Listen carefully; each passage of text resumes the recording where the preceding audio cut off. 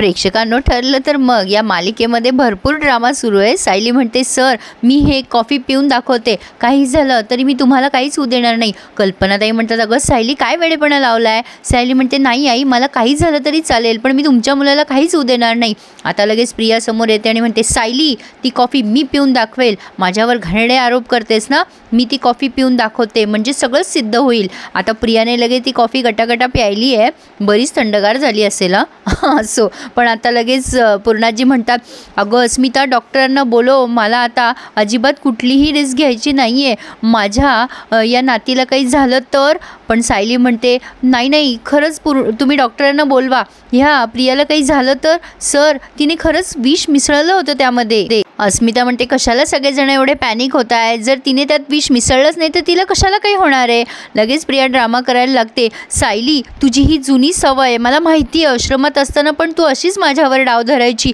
पूर्णाजी हिने मागे पण माझ्या जेवणात तिखट मिसळलं ग, मुद्दाम करते ही सगळं मला त्रास व्हावा ना म्हणून, आणि आजही हिने सगळं मुद्दाम केलंय, तू मला ओरडावीस ना म्हणून। पण पूर्णाजी नेहमी खऱ्याच्या बाजूनेच बोलते, ती कधीच खऱ्या माणसांना ओरडत नाही।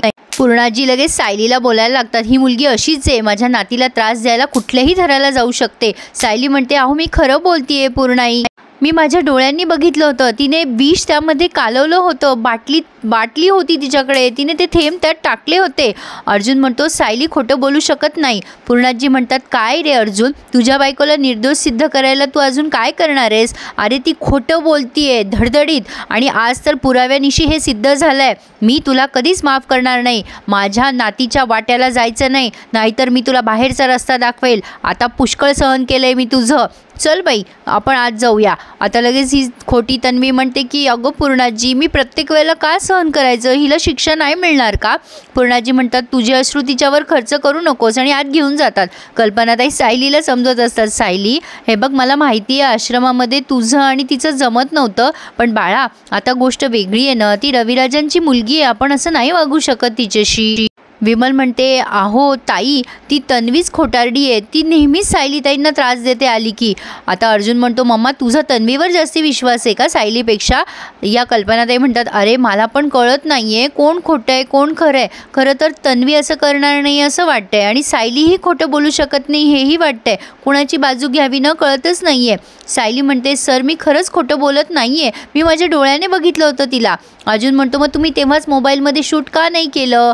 सायली म्हणते, सर मी नाश्ता तुम्हाला घेऊन आले ना वर, तेव्हा माझा मोबाईल वर विसरला होता, आणि मी एवढी घाबरून गेले ना, मला फक्त एवढं दिसत होतं की तुम्हाला ती कॉफी दिली नाही पाहिजे, बाकी मला काही समजलंच नाही हो, मी खूप भांबावून गेले।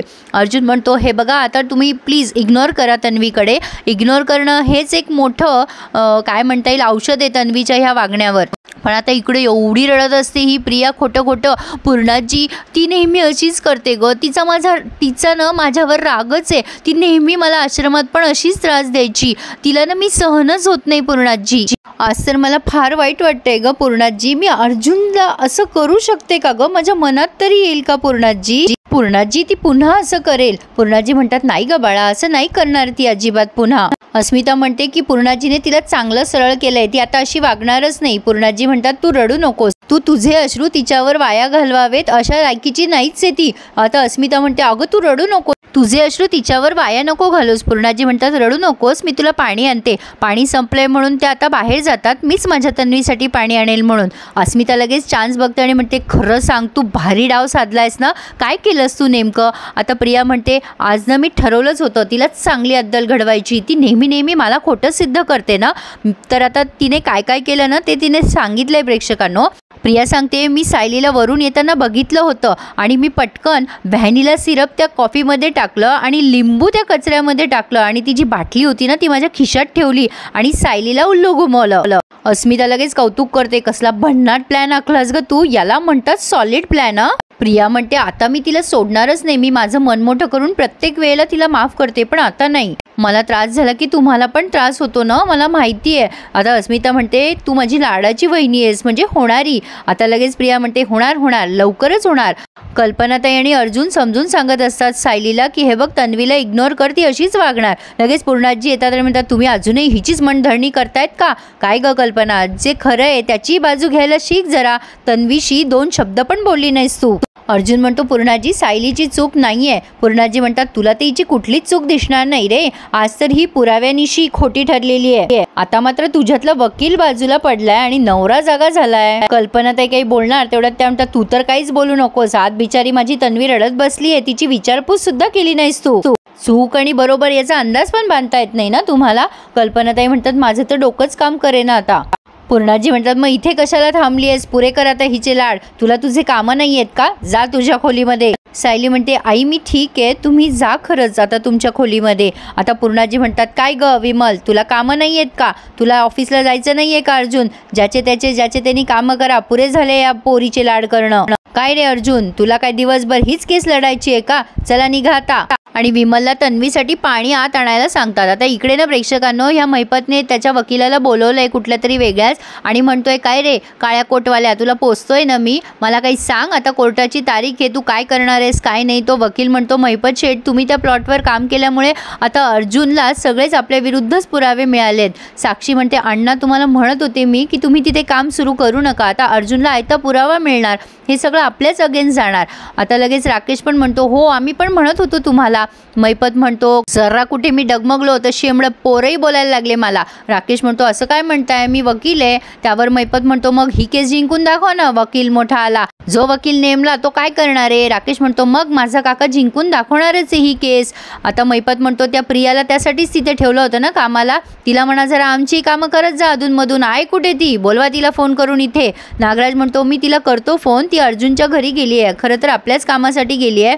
कशाचं यांचं काम करायला गेली आहे ती. तिचा टाइमपास करते तिथे आपली. असो आता अर्जुन ऑफिसला निघालेला असतो पण सायली अजूनही अर्जुनला एक्सप्लेनेशन देते सर मी स्वतःच्या डोळ्याने बघितलं होतं तिने खरंच त्यात विष मिसळलं होतं. अर्जुन म्हणतो मिस सायली तुम्ही ना एवढ्या पॅनिक होत जाऊ नका. ती ना बरोबर फायदा घेते तन्वी या सगळ्या गोष्टींचा. तिला माहिती आहे तुम्ही घाबरता म्हणून ती तुम्हाला घाबरवते. ती फायदा घेते तुमच्या घाबरण्याचा आणि स्वतःच्या मनासारखं तुम्हाला बरोबर वागायला लावते. चिल करा इग्नोर करा तिच्याकडे. सायली रडत असते तेव्हा अर्जुन म्हणतो हाच तुमचा प्रॉब्लेम आहे. तुम्ही नेहमी रडता आणि ती तन्वी त्याचा फायदा घेते आणि पूर्णाजी तुमच्या अगेन्स्ट जाऊन तिला सपोर्ट करते. सायली म्हणते पण तुम्हाला हेच हवंय ना. मी नाचून म्हणून पूर्णाजीने स्वीकारायला नकोच आहे ना. आणि तुम्हाला प्रियाशी पण लग्न नाही करायचंय. तुम्हाला नक्की हवंय तरी काय. अर्जुन म्हणतो मला दोन्हीही हवंय. हे बघा पूर्णाजी 1 वर्षानंतर जर तुम्हाला एक्सेप्ट करेल तर ती आपल्याला डिवोर्स नाही घेऊ देणार. पण तन्वीला जर तिने एक्सेप्ट केलं ना तर ती मला लग्न करायला फोर्स करेल. तेही त्या तन्वीशी. मला ते दोन्हीही नकोय. तुम्हाला जंगलातला सरडा माहिती आहे का. बघितलं का तुम्ही. डेंजर असलं की तो पटकन त्याचा रंग बदलतो. मला आता असंच करावं लागणार आहे. डेंजर दिसलं की मलाही माझा रंग बदलावा लागणार आहे. खरं तर मला वाईट वाटतंय मी असं वागतोय. मला काही आनंद नाही होते या गोष्टीचा. मला जर कळलं की धोका आहे तर मी असाच रंग बदलणार आणि यापुढेही बदलत राहणार. असं आता अर्जुनने अलर्ट केलंय सायलीला. पुढे आपण बघतोय की सायलीने धमकवण्यासाठी प्रियाला फोन केलाय की तू माझ्या नवऱ्यापासून दूर राहायचं. तू मागच्या वेळेला आली होतीस तेव्हा मी तुझ्या थोबाडीत मारलं होतं लक्षात आहे ना तुझ्या. आता जर पुन्हा माझ्या नवऱ्याजवळ दिसली ना तर तुझ्या झिंजा उपटून हातात देईल मी. प्रिया तिकडनं उत्तर देते तू किती दादागिरी कर मी अर्जुनला माझ्या आयुष्यातून कधीच जाऊ देणार नाहीये. मला त्याची खरी गरज ना मधुभाऊंच्या केसमधून सुटण्यासाठी होणार आहे. आता हे ऐकल्यानंतर अर्जुनचे कान मात्र टवकारलेत. ही नेमकं काय गडबड करतीये. आता अर्जुनचं लक्ष गेलंय प्रियावर की प्रिया नेमकी काय गडबड घोटाळा करतीये. 100% काही ना काही धागेदोरे अर्जुनला लागणार म्हणजे लागणार असं दिसतंय. खरी सुरुवातीला जरा त्यांनी स्लो दाखवलंय पण आता बघूयात पुढचे सगळेच रिव्ह्यूज इंटरेस्टिंग होतील असं दिसतंय. खरी कसा वाटला आजचा रिव्ह्यू मला नक्की कळवा. आणि विशेष आज त्यांनी काही दाखवलं नाही. प्रियाने मात्र बोलता बोलता चांगलीच माती खाली आहे. त्यामुळे अर्जुन मात्र या गोष्टीचा नक्की फायदा करणार कारण अर्जुन तेवढा स्मार्ट आहे असं दिसतंय. खरी असो कसा वाटला रिव्ह्यू मला नक्की कळवा आणि प्लीज आपल्या चॅनलला सबस्क्राईब आणि लाईक करायला विसरू नका.